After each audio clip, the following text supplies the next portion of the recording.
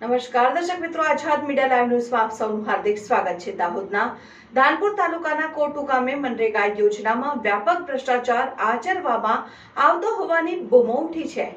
દાહોદ જિલ્લાના ધાનપુર તાલુકામાં આવેલા મોટું ગામ ખાનગી એજન્સી દ્વારા મનરેગા યોજનામાં ભ્રષ્ટાચાર આચરવામાં આવી રહ્યો હોવાની ફરિયાદો ઉઠી રહી છે। બોગસ હાજરી, બોગસ કાગળો તૈયાર કરી એજન્સીઓ દ્વારા સરકાર પાસેથી રૂપિયા લેવામાં આવે છે। બીજી તરફ તમામ નીતિ નિયમોની અવગણના કરી બાળમજૂરો પાસેથી કામ કરાવવામાં આવી રહ્યું છે। આ અંગે જ્યારે સરપંચને પૂછવામાં આવ્યું ત્યારે સરપંચ કહે છે કે ઉપરથી દબાણ છે। ગામ લોકોનો આક્ષેપ છે કે સરપંચ પણ એજન્સીઓ સાથે બળી ભ્રષ્ટાચાર અને પોષી રહ્યા છે।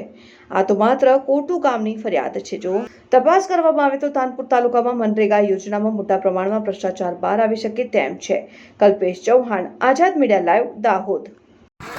દાહોદ જિલ્લાના ધાનપુર તાલુકાના કાંટો ગામમાં અમારા ગામમાં આરસીસી બનાવવામાં આવે છે। ત્યાં મેટલ બી નથી, પીસીસી બી નથી અને સળિયા પાથરવામાં એ નથી અને ડાયરેક્ટ કપચી અને રેતી, ડુપ્લિકેટ રેતી પાથરીને રોડ બનાવવામાં આવે છે।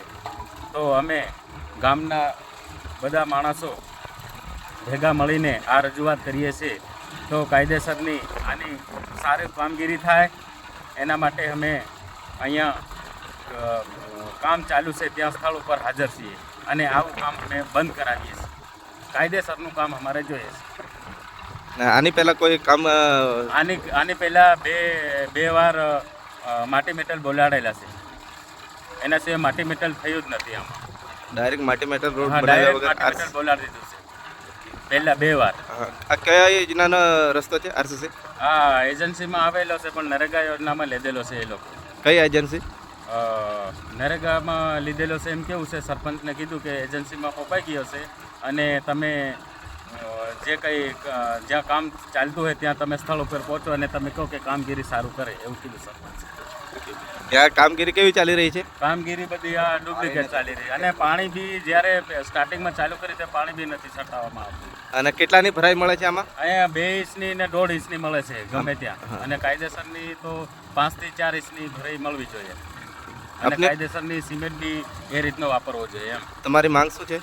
અમારી માંગ કે આ ગામમાં મેન ચોકડીથી મેન રોડ છે તો અમારે કાયદેસરનો આ રોડ કાયદેસરની જે કંઈ સરકારે જે મંજૂર કર્યું છે એ રીતનો અમારે રસ્તો બનવો જોઈએ અને ગામ તળનો રસ્તો છે આ, અને આ લોકો એમ કેવું છે કે અમે ઉપર ડામર કરી દઈશું એમ। અને બીજું કે અમે કહેવા જઈએ, ગામના આગેવાનો એમ કહે છે કે અમે કહેવા જઈએ તો અમે આગળથી અમારે પ્રેશર છે એમ કહેવું છે અને અમારા ગામ લોકોને દબાણ આપે છે।